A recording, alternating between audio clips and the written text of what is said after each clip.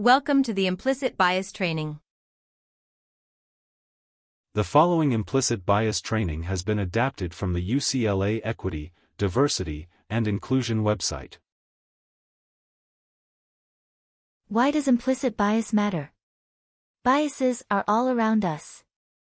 They make up who we are and how we process the world around us. Regardless of our expertise, education, profession, etc., we are all susceptible to bias. Biases get developed early and continuously in life. They can include influences from family, peers, media, education, etc. Our brains are wired to take shortcuts to process the world around us. This is not a bad thing. It is a helpful resource to allow us to make decisions. However, just like anything else, when we only rely on shortcuts, we miss out on more information. Therefore, it is important for us to identify our biases and educate ourselves on their impact, so that we can have more information and interact with others in our environment in the best possible way. How does implicit bias apply to work? If we combat implicit bias, there are some outcomes that we can expect. 1. We will reduce systems that lead to unfair advantages and/or disadvantages. 2. Help to ensure quality services and support for every identity. 3. Set clear standards for interactions and policy use. 4. Creates a more welcoming environment. And 5. We expect everyone to play a role. On the opposite end, if we ignore implicit bias, we can expect 1. The creation and upholding of systems leading to unfair advantages and/or disadvantages. 2. It would allow for quality of support to change based on identity. 3. Allows misuse of policies and inappropriate interactions. 4. It would create a hostile environment that people dislike. And 5. People can set their own standard.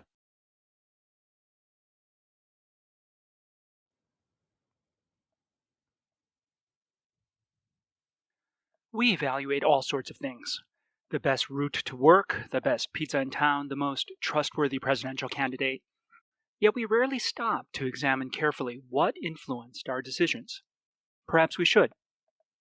So imagine you're a substitute teacher for a day. It's summer school with kids from all over the city, some from rich neighborhoods, others from poor neighborhoods. At the end of the day, you have to grade each student on various measures, including potential.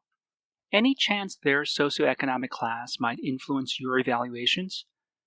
We would all hope not, but chances are it would, at least a little. In 1983, Princeton psychologist Darlene Gross had participants evaluate the academic ability of a fourth-grade girl named Hannah. Half of the participants learned that Hannah was poor, with blue-collar parents. The other half were told that Hannah was rich, with white-collar parents. All participants watched the exact same video of Hannah performing the exact same tasks. Darlene Gross anticipated that Hannah's socioeconomic status would influence how she was seen, and it did, to a significant degree, both statistically and practically. On grade-level placement in subjects such as math and liberal arts, and other measures such as work habits and motivation. These results reflect the well-documented phenomenon of confirmation bias, which means that we seek out information that supports our hypothesis and minimize information that challenges it. Here, the participants had a working hypothesis about rich kids versus poor kids. Although they saw the same video, they interpreted the ambiguous information in ways that confirmed their prior beliefs. This particular study involved Princeton students, but let's be clear. Everyone is susceptible to confirmation bias, which has been shown to affect financial advisors, doctors, corporate employees, and even jurors with no self-interest in the outcome. In the minefield of decision-making, confirmation bias isn't alone. Numerous other biases and heuristics can influence our decisions and behavior without our realizing. Other examples include affinity bias, where our liking or disliking someone influences our judgment of that person's performance. In-group favoritism, where we favor folks who belong to our own teams, including members of the same race or religion. Studies across disciplines lead to one humbling insight. Regardless of our expertise, education, or profession, we are all susceptible to automatic cognitive processes that throw our decision making off course at least a little bit. This insight has spurred many areas of scholarship and disrupted long standing assumptions about human thinking and behavior. We now know that as humans, we're hardwired to process the world through schemas and shortcuts. Generally, we should appreciate this aspect of our brains. We could never navigate the complex world around us without these shortcuts. The fact that we make use of them doesn't make us bad people. Then so what? If we all have biases, what's this have to do with equity, diversity, and inclusion? For me, it starts with the concept of equity, which means we're committed to playing a fair game, what I like to call a tournament of merit. In a genuine tournament of merit, the rules are simple. If two people provide the same performance, give them the same score. If two young scholars have the same talent, give them the same investment. Of course, we can't be blind to differences in resources, coaching, or opportunities provided in the recent past, but the basic idea of equity is simple and widely shared. Unfortunately, implementing even this limited conception of equity is harder than we think. We may be good decision makers, but evaluating folks on the merits is more challenging than we presume. What's worse, our biases and heuristics are unlikely to operate randomly in a way that washes out over time. Instead, they tend to disproportionately and systemically benefit certain groups and harm others. Worse, all this might happen without our realizing it through the operation of implicit stereotypes and attitudes that we don't even know we have. Decades of research have demonstrated that these implicit biases can cause us to discriminate based on social categories such as race, gender, and even age.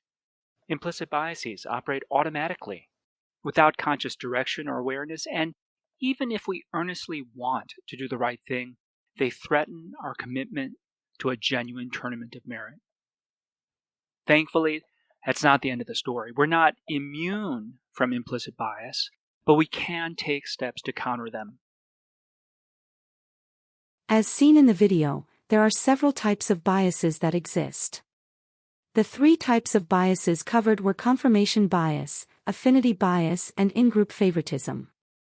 Confirmation bias is when we seek out information that supports our pre-existing beliefs and minimize information that challenges our beliefs. Affinity bias is when our liking or disliking someone influences our judgment of that person's performance. And in-group favoritism is when we favor people that belong to our own teams, which could include members of the same race or religion. An example of confirmation bias could be if you believe that one of your colleagues is lazy. And because you see your colleague in this way, you also tend to view all this person's interactions as lethargic, lackadaisical, or demonstrating no effort. Because you believe this to be true, it shapes how you see all your interactions with this colleague. Affinity bias could appear like the following example. You are a hiring manager. In your selection process, you notice that the applicant went to the same university that you did.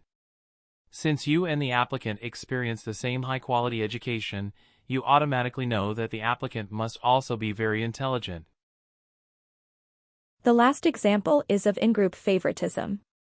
Imagine that your department receives a lot of funding for services. That funding helps to keep the company afloat.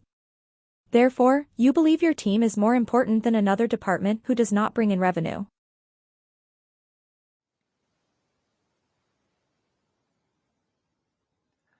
Our brains are extraordinary. Think your smartphone's fast? Turns out your brain is a far more advanced computational machine. We don't notice it, but our brains are constantly and automatically processing millions of stimuli every second.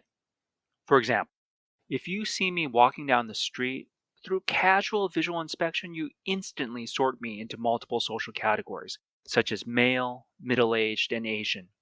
Once you've tagged me in this way, your brain automatically activates a cloud of information that you've come to associate with each of these categories over the course of your life.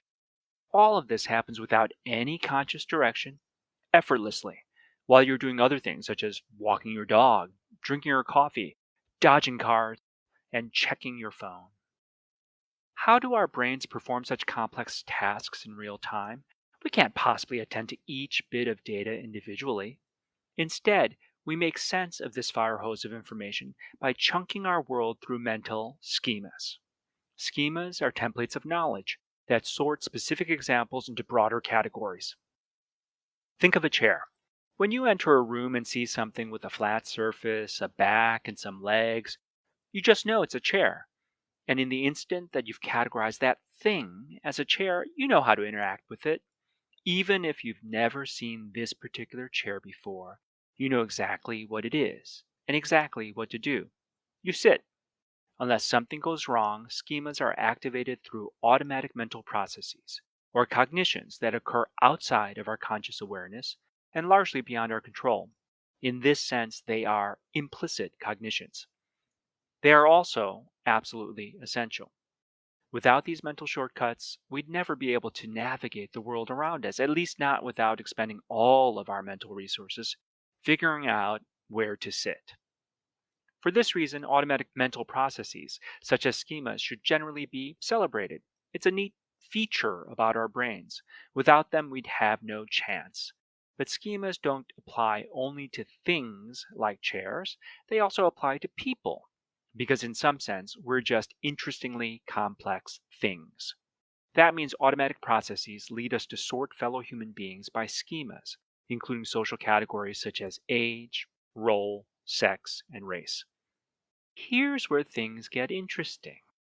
We might not care about automatically processing chairs, but automatically processing people? If we want to treat people fairly so that we can all compete in a genuine tournament of merit, might these automatic processes lead us astray? In the video, we saw the concepts of schemas and implicit cognition. Schemas are templates of knowledge that sort specific examples into broader categories.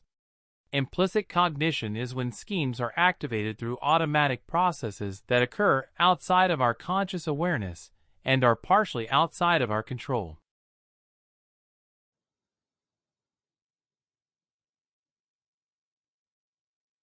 In Lesson 1, we learned that schemas apply to people. Without any conscious thought, the instant we see someone, we assign them to salient and chronically accessible social categories, such as age, gender, race, or profession. Once we tag someone as belonging to a particular group, our brain automatically activates a cloud of information that we've come to associate with that group.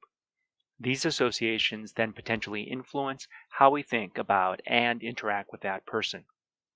This cloud of associations includes what social psychologists call attitudes and stereotypes. An attitude is an association between a category and an evaluative valence, either positive or negative. Attitudes are like gut feelings, a general like versus dislike, hot versus cold, thumbs up or thumbs down. We hold attitudes about all sorts of things. For instance, you might have a negative attitude toward large rats, but a positive attitude toward plump hamsters. A stereotype, in contrast, is a more specific association between a category and a particular trait. When you think of the category snakes, you probably think of the trait venomous. We know that not all snakes inject toxins when they bite, but there's a strong association nevertheless. Stereotypes also apply to people. Some groups are considered athletic, whereas others are assumed to be good at math. Some groups are seen as natural leaders, whereas others are seen as natural caregivers. Take me, for example. When you see my face or read my last name, your brain hashtags me as Asian, and the attitudes and stereotypes you associate with that category are automatically activated. If you have a positive attitude toward Asians, you might smile at me just a little bit more when I approach you at a lunch table. If you think Asians are good at math, you might be a little more inclined to hire me as your accountant, but not your lawyer. If you think Asians aren't athletic, you probably won't choose me for your pickup game of basketball. We call attitudes and stereotypes biases because they represent information that diverges from some neutral point. Explicit biases are attitudes and stereotypes that you know you have because you can just ask yourself what your feelings and thoughts are and get an answer.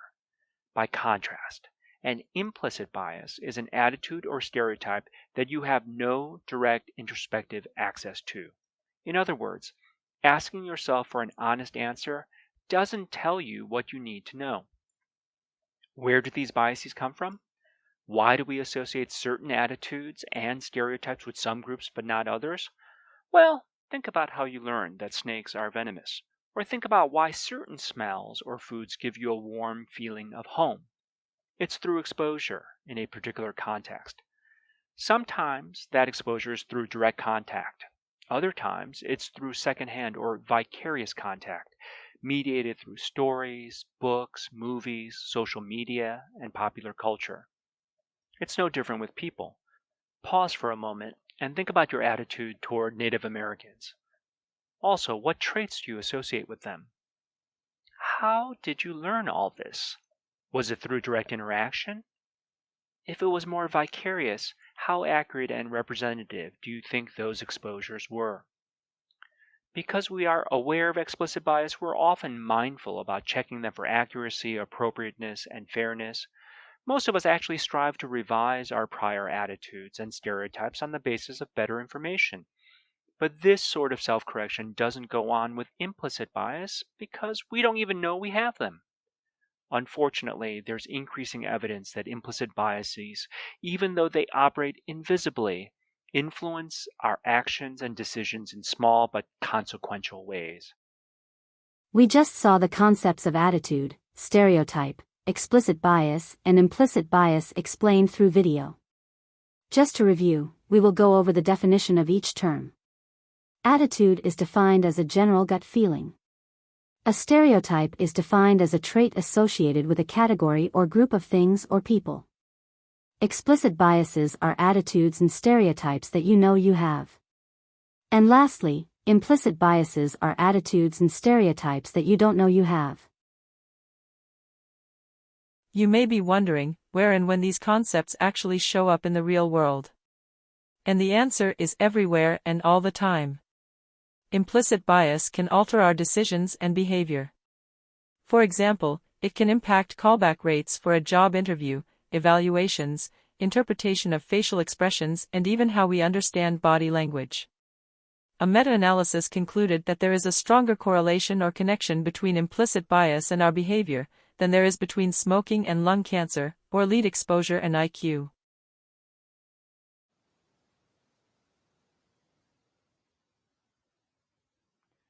In prior lessons, we learned that biases refer to attitudes and stereotypes that we hold towards most anything, including people.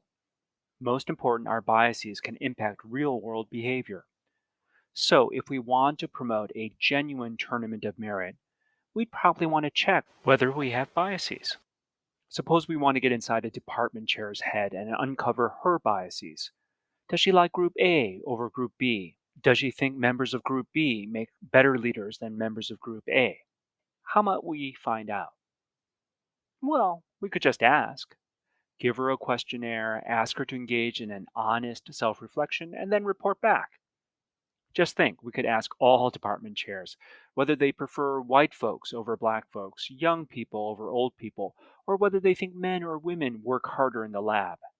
Suppose each department chair closes her eyes, asks herself for an honest answer, then records it on the survey.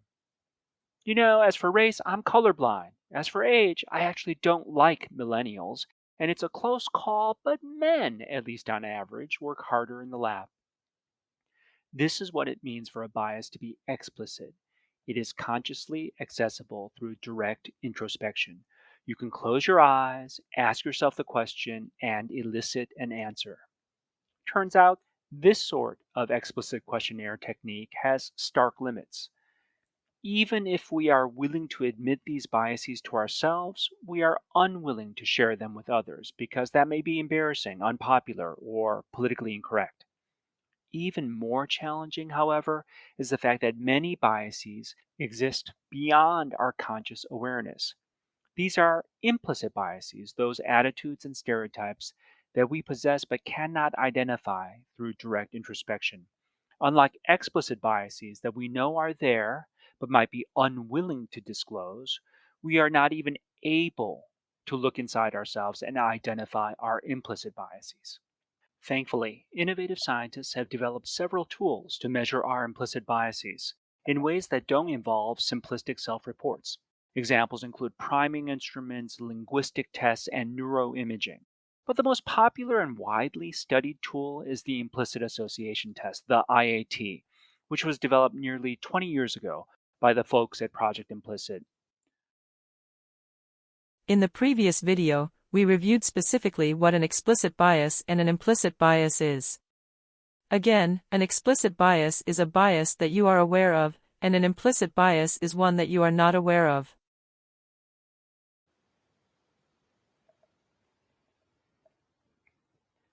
Time to discuss the implicit association test, the IAT, which is now the most popular tool for measuring implicit bias. Just to be clear, the test itself, a reaction time measure, isn't the same thing as the underlying construct, implicit bias. It's just a quick and dirty measurement device. The best way to understand the IAT is to take a test yourself, which you can do easily and anonymously at Project Implicit.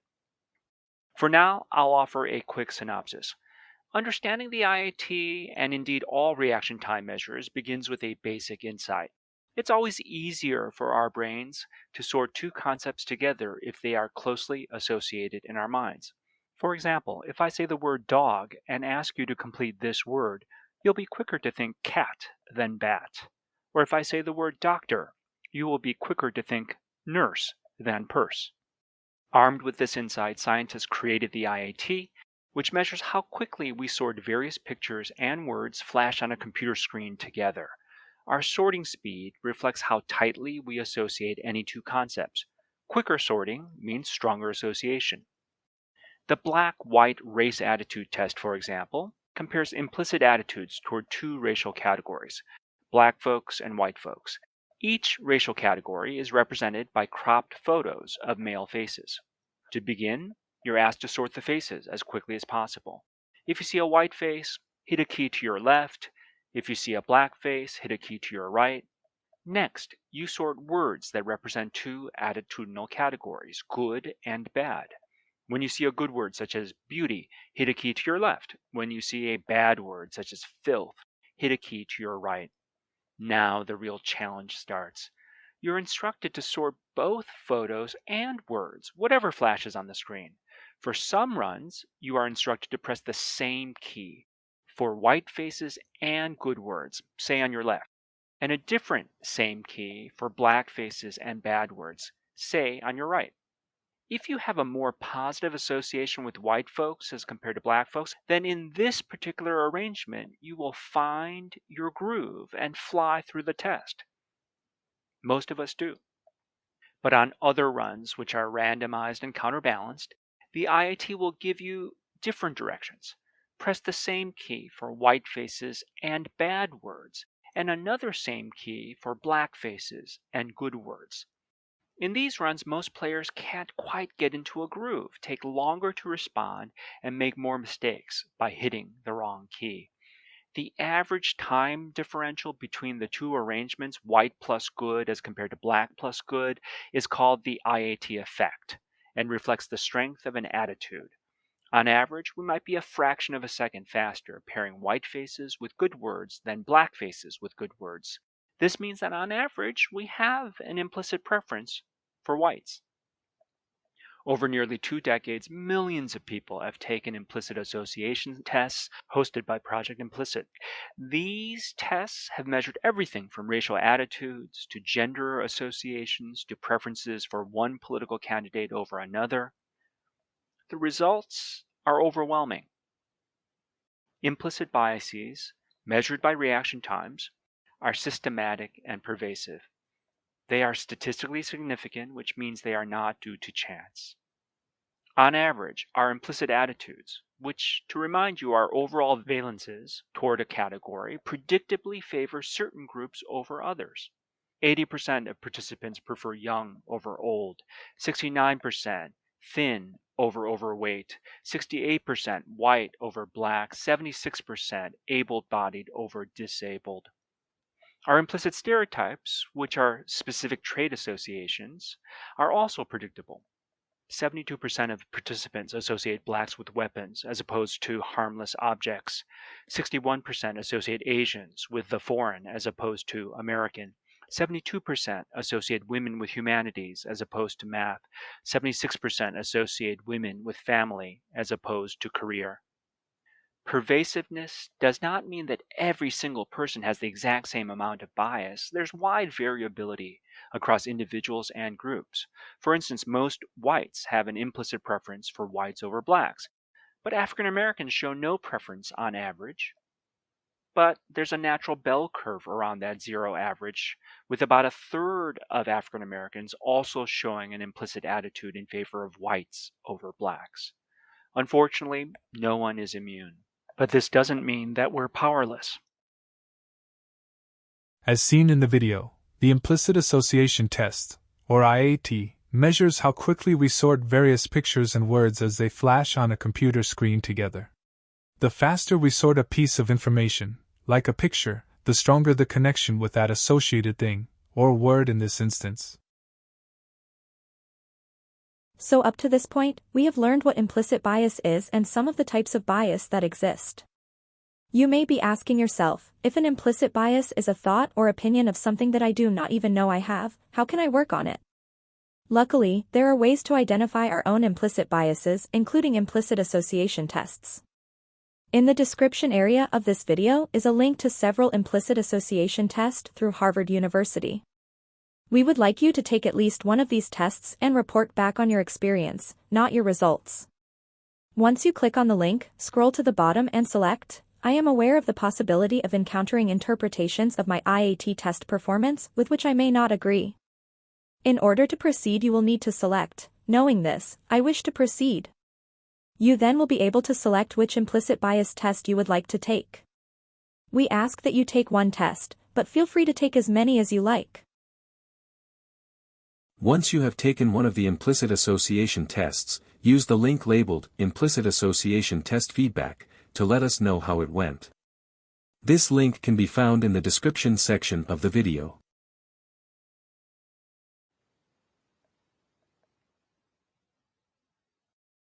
If you've been with me from the beginning, you know that we all possess implicit bias, and that even if we genuinely desire to judge people on the merits, implicit bias can cause us to discriminate. Is there anything we can do about it? The science is still early and evolving, but there are some ways to mitigate our biases and their impact. 3 basic strategies are mindset, debiasing, and decoupling. 1. Mindset. First, be humble. We have to own the fact that regardless of our training or profession, we're all vulnerable to biases. If you think that you are better than everyone else and uniquely objective or uniquely fair, the best scientific evidence suggests that you're more likely, not less, to discriminate. Paradoxically, the only way to be fair is to assume that you are not. Second, be mindful. Slow down and monitor your thoughts and behavior. Biases and heuristics really are mental shortcuts, and they're most likely to throw us off when we're tired, rushing, distracted, or in a high emotional state. We therefore need to slow down, pause, and reflect. Finally, be internally motivated to be fair and square. It can't be because you're afraid of external consequences, such as being forced to watch even more diversity videos. Instead, it's got to be an internal motivation to do the right thing, to promote the tournament of merit that we all seek. 2. Debiasing. Debiasing means scrubbing our brains of implicit biases. It's a challenging task because our biases largely come from what we see every day through popular culture and media, and it's hard to change that landscape all by ourselves. That said, implicit biases are somewhat malleable, and if we receive sufficient counter-messaging, we can begin to remold our implicit attitudes and stereotypes.